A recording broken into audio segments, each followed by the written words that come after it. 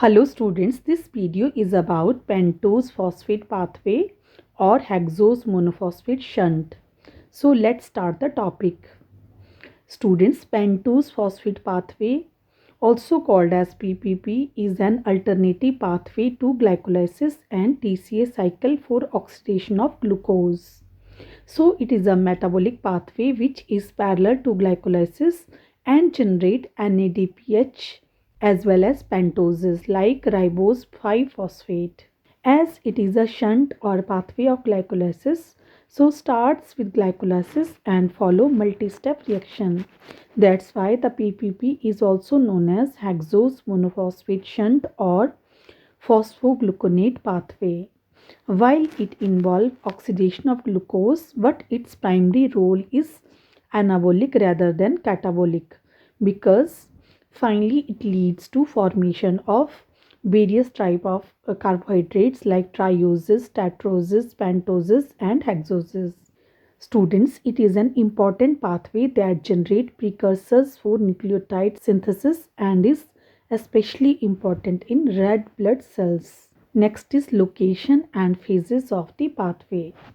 PPP occurs in cytoplasm of both prokaryotes and eukaryotes. In animal cells, it occurs in cytoplasm of cells of the liver, adrenal cortex and lactating mammary glands, while in plant cell most of its steps takes place in plastids.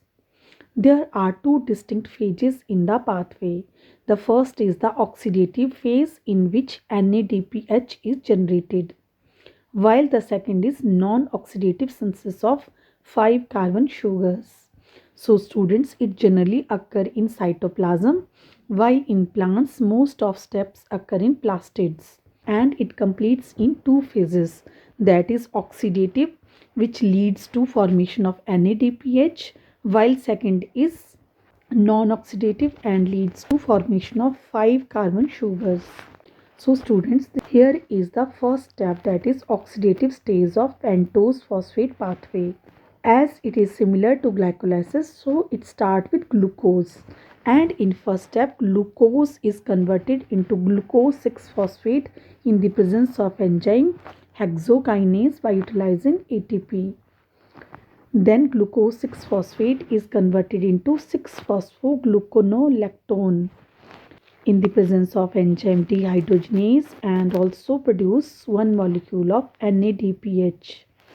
Then 6-phosphogluconolactone undergo hydrolysis and produce phosphogluconate in the presence of enzyme glucolactonase. 6-phosphogluconate then undergo dehydrogenation in the presence of enzyme dehydrogenase and leads to formation of one more NADPH. It also leads to decarboxylation and one molecule of CO2 is removed from phosphogluconate and there is formation of 5 sugar compound, that is ribulose 5-phosphate. Then next steps will be non-oxidative pathway. So let's understand oxidative stage in detail.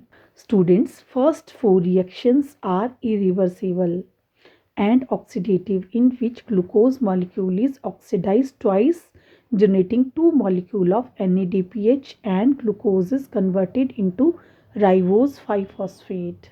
And the first reaction is conversion of glucose to glucose 6-phosphate. This reaction is catalyzed by enzyme hexokinase and a molecule of ATP is utilized as in glycolysis. This reaction is actually a primary step of glycolysis. Second reaction is conversion of glucose 6-phosphate to 6-phosphogluconolactone. This reaction is catalyzed by an enzyme glucose 6-phosphate dehydrogenase in the presence of magnesium ion. Magnesium ion acts as a cofactor. In this reaction, a molecule of NADPH is produced. Then third reaction is conversion of 6-phosphogluconolactone to 6-phosphogluconate. This reaction is a hydrolysis reaction catalyzed by hydrolase enzyme. And the fourth and last step of oxidative phase is conversion of 6-phosphogluconate to ribose 5-phosphate. This reaction is catalyzed by the enzyme 6-phosphogluconate dehydrogenase to produce 3-keto-6-phosphogluconate, which undergo decarboxylation to produce ribulose 5-phosphate. In this reaction, a molecule of NADPH is generated.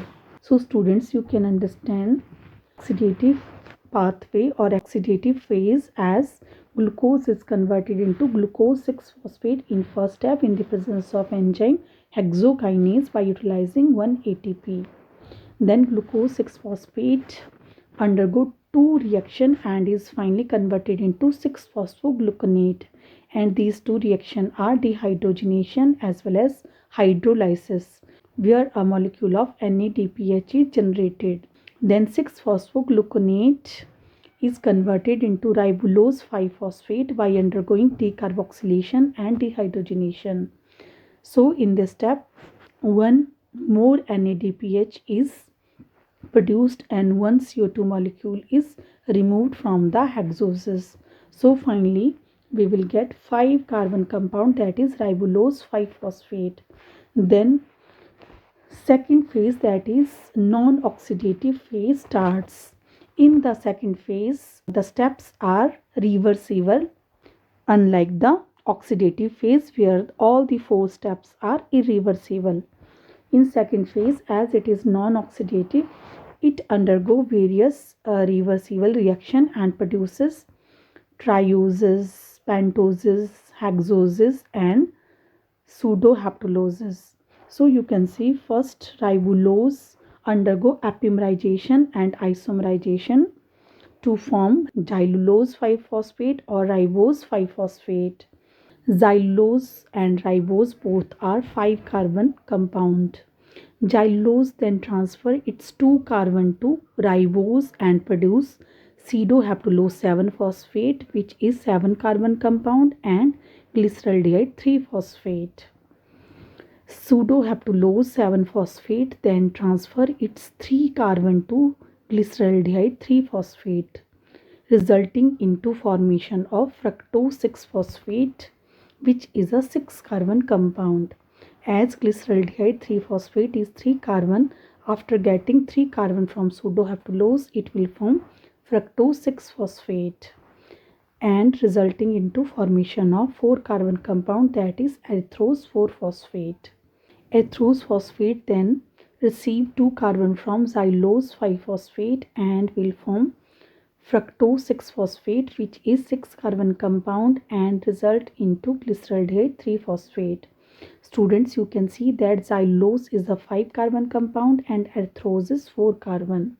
So both of these combine to form 9 carbon compound, which split into fructose 6-phosphate, which is 6 carbon, and glyceraldehyde 3-phosphate, which is 3 carbon compound. Fructose 6-phosphate produced in this way will restart the cycle when it has to start from glucose 6-phosphate. Students, let's understand these reactions in detail. Oxidative reaction is followed by a series of reversible sugar phosphate interconversion reaction. Firstly, ribulose 5-phosphate is epimerized to produce xylulose 5-phosphate in the presence of enzyme phosphate pentose epimerase. Similarly, ribose 5-phosphate is also ketoisomerized into xylulose 5-phosphate. Xylulose 5-phosphate transfer 2 carbon to ribose 5-phosphate in the presence of enzyme transketolase to form pseudohaptolose 7-phosphate and glyceraldehyde 3-phosphate. Pseudohaptolose 7-phosphate then transfer 3 carbon to glyceraldehyde 3-phosphate to form fructose 6-phosphate and resulting into erythrose 4-phosphate in the presence of enzyme transaldolase. Transketolase enzyme catalyze the transfer of 2 carbon from xylulose 5-phosphate to erythrose 4-phosphate to form fructose 6-phosphate and glyceraldehyde 3-phosphate. Fructose 6-phosphate and glyceraldehyde 3-phosphate in later enter into glycolysis and Krebs cycle. The rate and direction of reversible reaction depends upon the need of the cells. So there is either formation of celluloses, trioses, pentoses or hexoses according to the need of the cell. If cell needs only NADPH, then fructose phosphate and glyceraldehyde 3-phosphate are converted back to glucose by reverse glycolysis, otherwise converted to pyruvate and enter TCA cycle for generating ATPs. So students, finally glucose 6-phosphate which are produced in PPP pathway restart the cycle when it has to start from glucose 6-phosphate. Students, you can recall these steps as: in first step, glucose is converted into glucose 6-phosphate in the presence of enzyme hexokinase by utilizing 1 ATP. Then glucose 6-phosphate is converted into 6-phosphoglucono-1,5-lactone in the presence of enzyme dehydrogenase. As the enzyme dehydrogenase is involved, so there is use of 1 NADP and production of NADPH. Then next step is hydrolysis. In this step, 6-phosphogluconate is produced. Then 6-phosphogluconate will produce ribulose 5-phosphate in the presence of dehydrogenase and again leads to production of one more NADPH. These 4 steps complete oxidative phase, and all these 4 steps are irreversible and finally leads to formation of ribulose 5-phosphate. Then ribulose 5-phosphate undergo epimerization and isomerization to form 5 carbon compound which are xylulose 5-phosphate and ribose 5-phosphate. Xylulose 5-phosphate then transfer 2 carbon to ribose 5-phosphate leading to formation of pseudoheptulose 7-phosphate and glyceraldehyde 3-phosphate. Pseudoheptulose 7-phosphate then transfer 3 carbon to glyceraldehyde 3-phosphate leading to formation of 4 carbon compound erythrose 4-phosphate and 6 carbon compound fructose 6-phosphate. Erythrose 4-phosphate then combined with xylulose 5-phosphate and will form fructose 6-phosphate or glyceraldehyde 3-phosphate. Glyceraldehyde 3-phosphate combined with dihydroxyacetone phosphate which is isomer of glyceraldehyde 3-phosphate, and they finally produce fructose 6-phosphate. In these steps, all the trioses, tetroses, pentoses, hexoses and heptuloses are produced.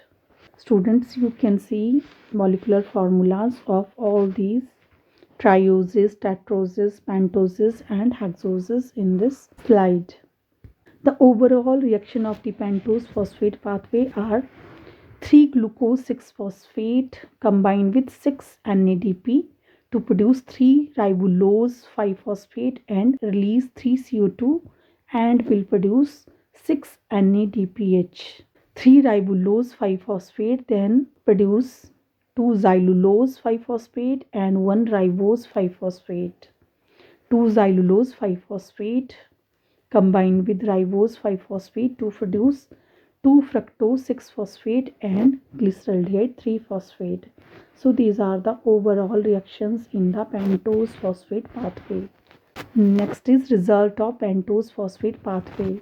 Students, as you know very well that it occur in 2 phases, that is oxidative portion which is irreversible and non-oxidative portion which are reversible.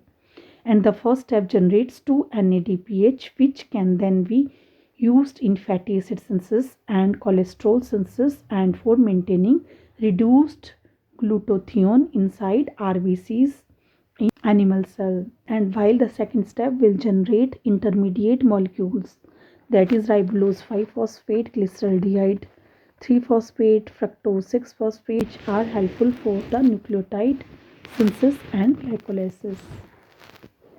Next is regulation of pentose phosphate pathway.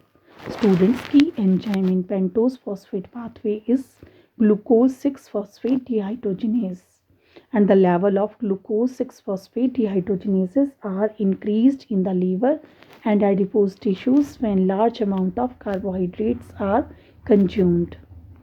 Glucose 6-phosphate dehydrogenase is stimulated by NADP and inhibited by NADPH and by palmitoyl coenzyme A, which is the part of fatty acid synthesis.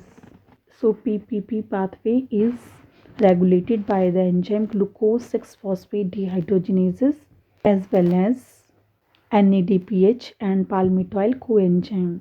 Next is importance of pentose phosphate pathway. Students, hexose monophosphate pathway is only the cytoplasmic pathway that generate NADPH. NADPH is produced in this pathway, act as a reducing agent during biosynthesis of various molecules, for example fatty acids. This pathway generate 3, 4, 5, 6 and 7 carbon compounds such as trioses, tetroses, pentoses, hexoses and heptoses, which are precursors for biosynthesis of other molecules. For example, nucleotides are synthesized from ribose 5-phosphate. PPP pathway is very essential for cell lacking mitochondria for generation of NADPH.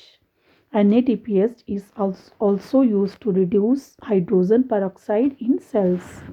Resistance to malaria in some Africans are associated with deficiency of glucose 6-phosphate dehydrogenase enzyme because malarial parasite depends upon hexose monophosphate shunt to reduce glutathione in RBCs.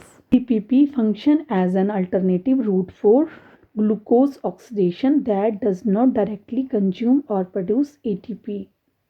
NADPH is also used to reduce glutathione. Glutathione helps to convert oxidative damage to cell by reducing hydrogen peroxides. Glutathione is also used to transport amino acids across the membrane of certain cells by gamma glutamyl cycle. Generation of ribulose biphosphate occurring two-way. When NADPH levels are low, the oxidative reactions of the pathway can be used to generate ribulose 5-phosphate for nucleotide biosynthesis. When NADPH levels are high, the reversible non-oxidative portion of the pathway can be used to generate ribose 5-phosphate for nucleotide biosynthesis from fructose 6-phosphate and glyceraldehyde 3-phosphate. So students, these are the functions of PPP pathway.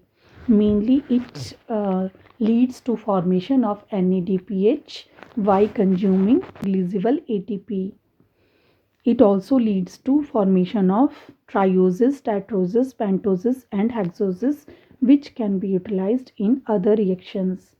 It also leads to generation of ribulose 5-phosphate which is used in the formation of nucleotides as well as to reduce the amino acids. So students, that's all about the PPP pathway. I hope you understood the topic. Thank you for listening.